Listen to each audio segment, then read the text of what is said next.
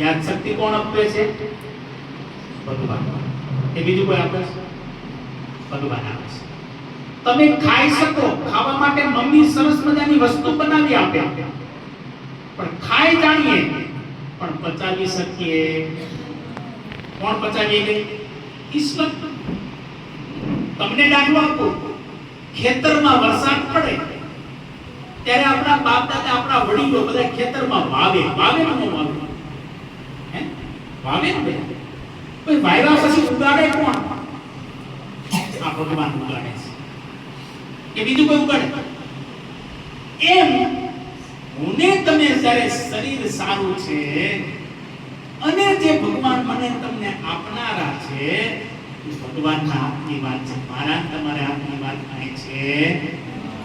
પણ બે વસ્તુ મેં કીધી, મા બાપને વંદન કરશું, આ ગુરુજનોની મર્યાદાને વંદન કરશું ને તો ચોક્કસ મારા જીવનમાં હું કલેક્ટર બની શકાય, મારા જીવનમાં હું ડોક્ટર પણ બની શકીશ, અને ધારીશ કે તો વડાપ્રધાન પણ બની શકે ને.